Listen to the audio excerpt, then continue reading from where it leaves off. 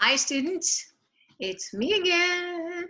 Anyways, I'm trying to tell you a little bit about Alaska and the Pacific Northwest. So what I would like to do is share some slides with you. So hang on with me while I dial these up and see if I can figure out, what I'm doing. All right. I think they're on their way. They're gonna load. Yay, I see them. I hope you do. All right. I don't know how many of you have ever been to Alaska, and I would have you raise your hands if you have, but I can't see you, so I'm not sure. A lot of students your age probably haven't been to Alaska, and this is my advice to you. Say your parents or grandparents say, hey, we're thinking about going on a cruise to Alaska, we want to go. You better go. You just better go, okay? It's our 49th state, Hawaii being the 50th state, which just happened like a few months after Alaska became a state. But anyways, so glad to have both of them because they're both fascinating places and very beautiful. Let me flip to a slideshow real quick. Hang on. There we go. So when I think of the frontier, remember we talked early on about the people migrating into the United States, coming into the megalopolis region, and it became densely populated early on because of many things. One, they found ethnic enclaves where they spoke the same language and had the same foods, and they felt a little more at home. But also, remember the Appalachian Mountains run right there, and it was kind of a physical boundary for them. So they didn't feel like they could get over those mountains. But once they were pushed or enticed to go west, they went to the frontier. Now, it doesn't seem like much of a frontier out here in California anymore. I mean, maybe if you went into the Sierra Nevada mountains or something, it would look frontierish. But when I get to Alaska, I think this is the frontier, okay? Imagine coming here and building, a small little cabin for your family and being tucked in the woods like this. And this is a common sight up in Alaska. If you can notice these little white dots that you see all through the trees, those are bald eagles, okay? They're all over the place and they're fantastic to look at. All right, one fabulous thing about Alaska is its coastline. It has almost 34,000 miles of coastline. Well, what is that going to do to the temperatures? It's going to moderate them, right? If you live close to the coast, those temperatures are going to be moderated.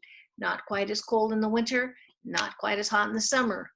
So you want to be by the coast when you're in Alaska, okay? You can be up there in the summertime and it can be cold, but it can also be up to 80 degrees as long as you're on the coastline area, okay?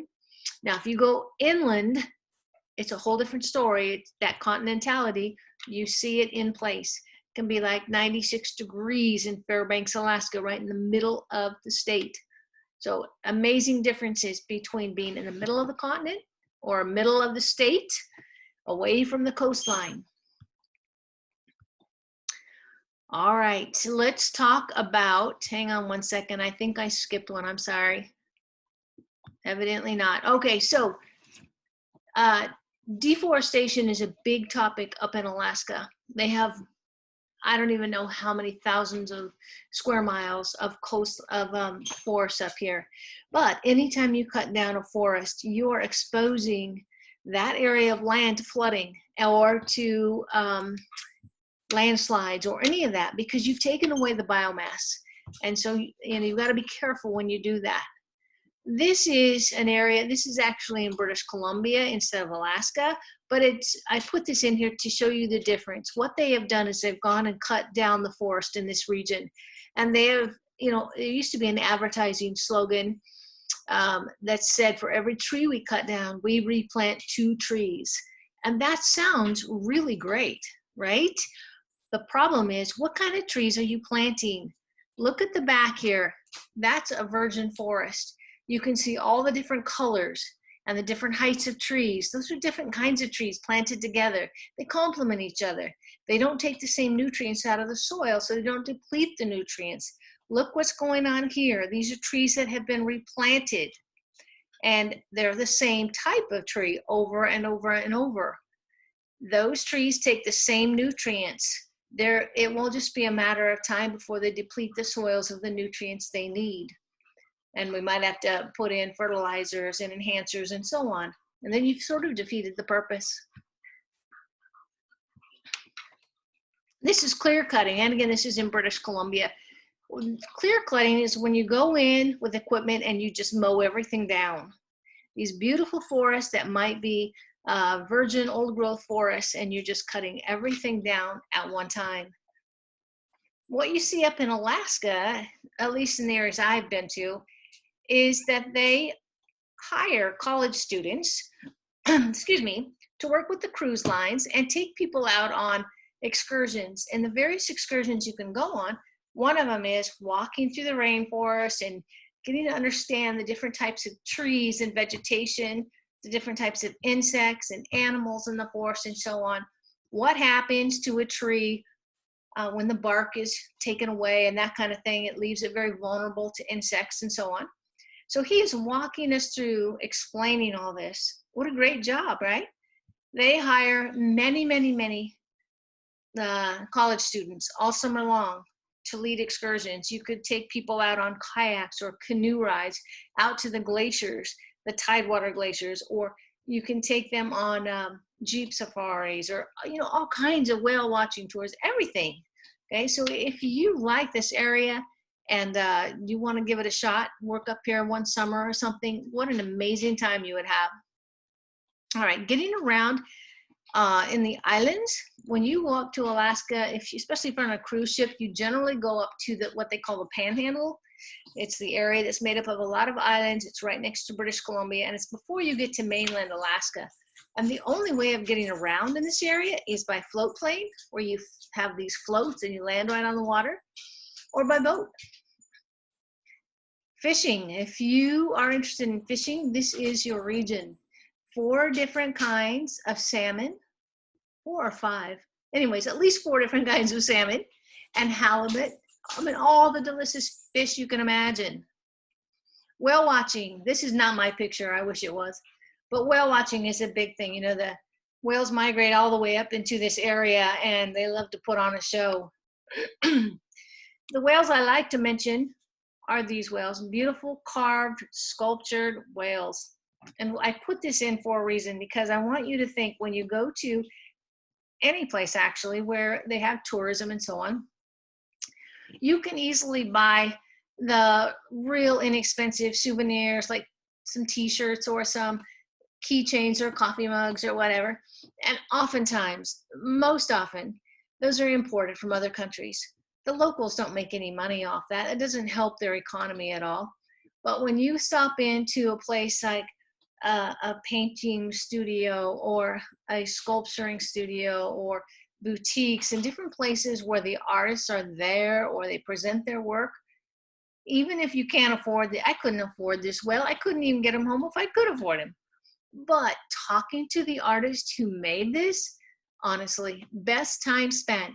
And they love talking about their art. Okay, so make sure you stop in and look at the locals' art there.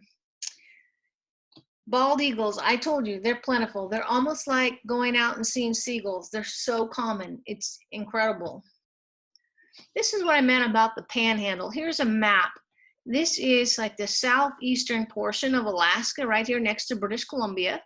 And then mainland Alaska is way up here. So most of the cruise lines will take you right in through these inlets and take you up into this area where the glaciers are, okay? So getting around here, obviously, is going to be by float plane or by boat or by cruise ship that will get you through here. Here's Juneau. This is the capital of Alaska. Now, it seems weird in a way that the capital of Alaska, hang on, sorry, is all the way down here next to British Columbia. I mean, you have to take a float plane or a boat to get to the capital. That's kind of interesting. So it's been talked about to change the capital up to either Fairbanks or Anchorage or somewhere in mainland Alaska. And I can imagine that will happen sometime. I'm kind of surprised it hasn't happened yet. But as the cruise ships go in through these different canals, or channels, I should say, the glaciers come right down to the edge. Right? It's just incredible. And the islands are forested, and they're just incredible. This is giving us an idea. The islands we're talking about are right up in here. Now, these are tectonic plates. And we've talked about tectonic plates and the movement of these plates causing earthquakes. And I know you've all felt earthquakes. You know what that's like. It's just the movement of these plates. Sometimes it makes us scream and shout and all that. But what's going on are some of these plates, the Pacific plate here is trending to go up towards the north or up towards Alaska. American plates coming to the west and so on. So they grind into each other. Right in the Pacific Northwest, this region right here, we have a lot of subduction going on. Remember we talked about that early on? Subduction, of course, is when one plate is going underneath the other one. And as it does, it creates heat and friction. Magma rises up and creates volcanoes. So we have a lot of volcanoes in this area and a lot of volcanoes out in this area as well.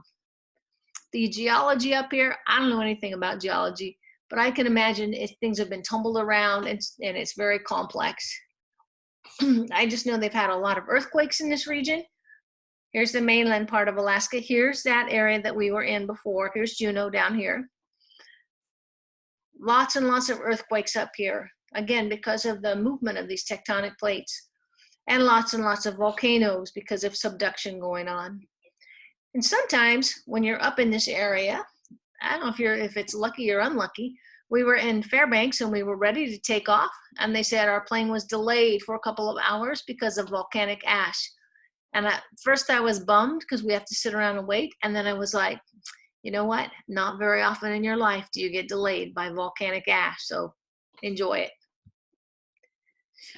All right, let's go out and look at the beautiful landscapes of Alaska. We talked early on in chapter 2 about the physical features from glaciers, carved out by glaciers. These are arêtes. And arêtes are these kind of zigzag areas, mountaintop. So mountaintop glaciers, remember, are alpine glaciers. So they're carving away at the mountaintops, making these very jaggedy, sharp points. Look how sharp they can be. Those are all arêtes. The sides of the mountains can be very steep like this because remember, glaciers are carving out U-shaped valleys. And if you carve out a U-shaped valley, you're going to have these straight sides. And so it looks just like this. And then with the sprinkling of snow right on the edge, oh, just beautiful. Tidewater glaciers. We talked about glaciers coming all the way down the mountainside and breaking off into the water. And that's what's going on here. You can see the layers of sediments here amongst the ice. So in the ice, glaciers are layers and layers and layers, year after year of ice. Heavy, dense, densely packed. That's why it looks sort of bluish and that kind of thing.